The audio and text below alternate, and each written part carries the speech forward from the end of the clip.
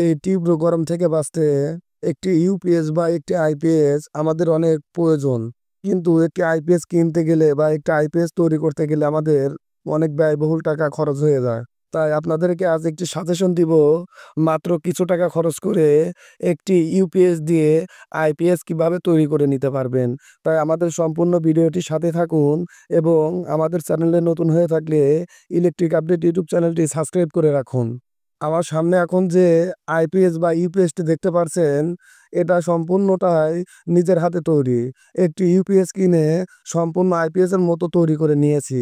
আমরা প্রায় সবাই জানি, একটি ইউপিএস কিনে আনলে ইউপিএস থেকে শুধু আমরা আউটপুট ভোল্টেজ পেয়ে যাব, কিন্তু ওই ইউপিএস দ্বারা একটি বড় ব্যাটারি চার্জ করা কোনোভাবেই সম্ভব না। সেজন্য একটি বক্সে দুটি ট্রান্সফরমার ব্যবহার করছি, একটি ইউপিএস এর জন্য এবং একটি ব্যাটারি চার্জ করার জন্য। সেজন্য আমাদের এই ইউপিএসটা তৈরি হয়ে গেছে প্রায় আইপিএস এর মতো। আপনারাও চাইলে অল্প কিছু টাকা খরচ করে এ ধরনের একটি আইপিএস তৈরি করে নিতে পারবেন।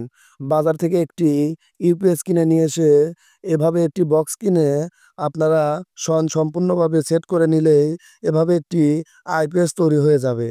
আমরা অনেকেই জানি, একটি সর্বনিম্ন আইপিএস কিনতে গেলেও আমাদের প্রায় 10 থেকে 12 হাজার টাকার দরকার হয়। কিন্তু এই 3.5 থেকে 4 হাজার টাকা খরচ করে আমরা যদি নিজেরাই একটি আইপিএস তৈরি করে নিতে পারি, তাহলে তো অনেক ভালোই হয়। তাই আপনারা চাইলে অল্প টাকা খরচ করে এ ধরনের একটি আইপিএস তৈরি করে নিতে পারবেন। হ্যাঁ, অবশ্যই এই আইপিএস দ্বারা আপনারা একটি ফ্যান, একটি সিলিং ফ্যান এবং 3 থেকে 4টি এলইডি লাইট জ্বালাতে পারবেন।